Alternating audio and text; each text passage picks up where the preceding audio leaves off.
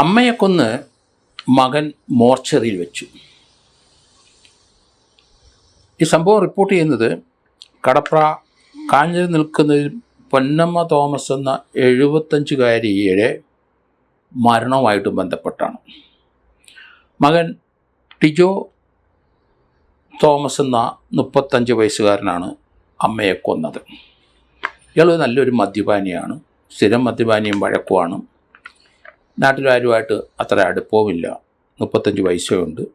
ഭാര്യയെ പിണങ്ങി ഭാര്യയുടെ വീട്ടിലാണ്. അവർക്ക് മറ്റു മാർഗമൊന്നുമില്ല. മർദ്ദനം, കുടിച്ചു കഴിഞ്ഞ് വന്ന മർദ്ദനം. ഭാര്യ ഏതായാലും പിണങ്ങി വീട്ടിൽ പോയി. ഇതിന് ഒരു വാശി തോന്നിയിട്ടായിരിക്കണം അയാൾ ശക്തികുളങ്ങര ഉള്ള കാവനാട്ട് കിണറ്റരികത്ത് വീട്ടിലെ റിൻസി മോൾ എന്ന ഒരു സ്ത്രീയുമായിട്ട് അടുപ്പമുണ്ടായിരുന്നു. അവരെ വീട്ടിൽ കൊണ്ടുവന്ന് ഭാര്യയ്ക്ക് പകരം കൊണ്ടുവന്ന് വെച്ചു. മദ്യപിച്ച് അവരുമായിട്ടും റിൻസി മോളുമായിട്ടും സ്ഥിരം വഴക്ക്. 6 മാസമായിട്ട് ആ വീട്ടിലുണ്ട്. അവർക്ക് 37 വയസ്സുണ്ട്. ലിവിങ് ടുഗദർ തന്നെയാണത്. അവരെ ഉപദ്രവിക്കുന്ന കണ്ടപ്പം ഇയാളുടെ അമ്മ പൊന്നമ്മ, അവർക്ക് 75 വയസ്സുണ്ട്, അവർ തടസ്സം നിന്നു. അവളെ ഇനി ഉപദ്രവിക്കരുതെന്ന് പറഞ്ഞപ്പം അവളെ ഉപദ്രവിച്ചില്ല, പകരം അമ്മയെ എടുത്തിട്ടടിച്ചു, അവരെ ഉപദ്രവിച്ചു. ബോധരഹിതയായി കിടന്ന അമ്മയെ ഇയാളെടുത്ത് കട്ടിലേക്ക് കിടത്തി. അടുത്ത ദിവസം അമ്മയും കൊണ്ട് ഹോസ്പിറ്റലിൽ പോയി. കുമ്പനാട് ഹോസ്പിറ്റലിൽ ചെന്നപ്പം അമ്മ മരിച്ചിരിക്കുന്നു. ഹോസ്പിറ്റലിലെ മോർച്ചറി സൂക്ഷിച്ചു. ഈ സംഭവം കഴിഞ്ഞപ്പം ചൊവ്വാഴ്ചയാണ് ഈ പ്രശ്നങ്ങൾ. ബുധനാഴ്ച ആയി കഴിഞ്ഞപ്പം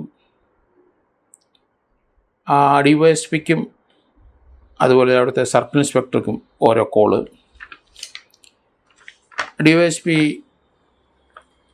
സന്തോഷിനാണ് ഒരു കോള് വന്നത്, 30 സെക്കൻഡിൻ്റെ ഒരു കോള്. തൊട്ടുപുറകെ കോയിപ്പുറം SHO അയാൾക്കും പങ്കജ് കൃഷ്ണനും ഒരു കോള്.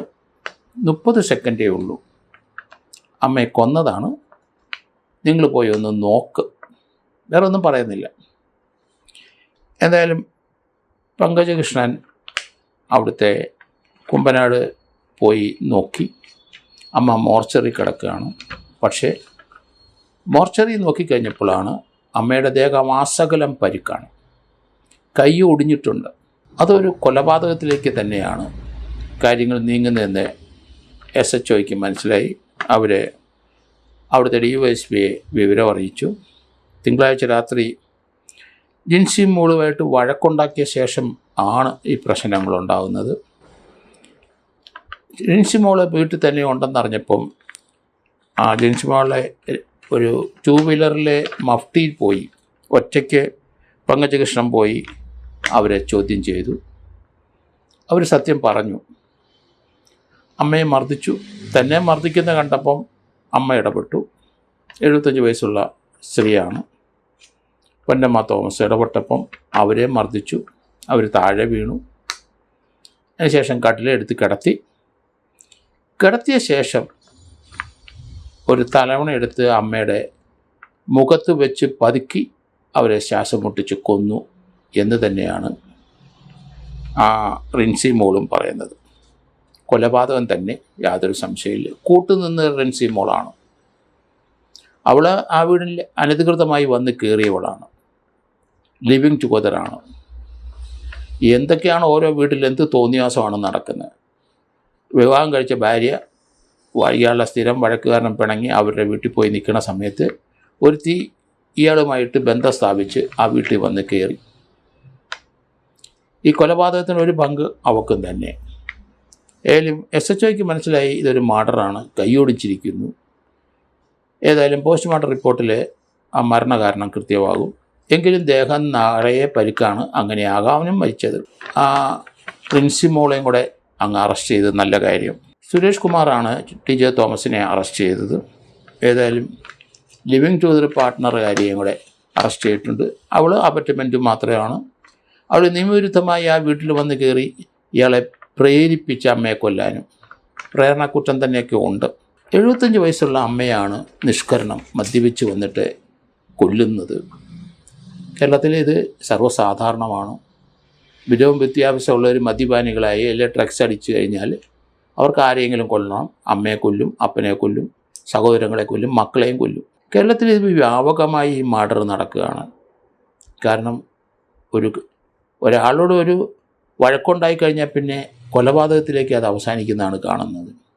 ഇവർക്ക് ആർക്കും ക്ഷമയില്ല, പേഷ്യൻസ് ഇല്ല. ഇവർ ഒരു ചെറിയ വഴക്കുണ്ടായി കഴിഞ്ഞാൽ അത് പെട്ടെന്നങ്ങ് വയലൻ്റായി ഒരാളുടെ ജീവനെടുത്ത് അത് അവസാനിക്കുകയുള്ളൂ. ആ രീതിയിലേക്ക് കേരളത്തിലെ സമൂഹം കംപ്ലീറ്റ് മാറിക്കഴിഞ്ഞു. അത് മദ്യപാനവും ഡ്രഗ്സും തന്നെ ആണ് ഇതിന് കാരണമെന്നുള്ള കാര്യത്തിൽ യാതൊരു സംശയമില്ല. കേരളം മുഴുവൻ എവിടെയും കോസ്റ്റ്ലി ആയിട്ടുള്ള ഡ്രഗ്സുകൾ ഏതെല്ലാം ടൈപ്പ് ഉണ്ടോ അതെല്ലാം അവൈലബിളാണ്. എത്ര പിടിച്ചാലും വീണ്ടും വീണ്ടും അതിൻ്റെ ഇരട്ടി വന്നുകൊണ്ടിരിക്കുകയാണ്. വലിയൊരു മേഖലയാണ് പണം ഉണ്ടാക്കാനുള്ളത്. സമൂഹത്തിനെ നശിപ്പിച്ചാലും വേണ്ടില്ല, കുടുംബം മുഴുവൻ നശിപ്പിച്ചാലും വേണ്ടില്ല, മാരകമായ രോഗം ഉണ്ടായാലും വേണ്ടില്ല. അത് കേരളത്തിലെ എല്ലാ ഭാഗത്തും ഇപ്പോൾ ഇതുപോലെയുള്ള ഡ്രഗ്സുകളും മയക്കുമരുന്നുകളും എത്തിക്കഴിഞ്ഞു. എല്ലാ ഭാഗത്തും ഗ്രാമീണ സ്ഥലങ്ങളിലൊക്കെ ഈ വയലൻസ് സർവ്വസാധാരണമായി. ഇതടിച്ചു കഴിഞ്ഞാൽ വയലൻസിലോട്ട് പോകും, ആരെങ്കിലും കൊല്ലും, കൊന്നു കഴിഞ്ഞ് അവർ ജയിലിലോട്ടും പോകുന്ന കാഴ്ചകളാണ് നമ്മൾ കാണുന്നത്.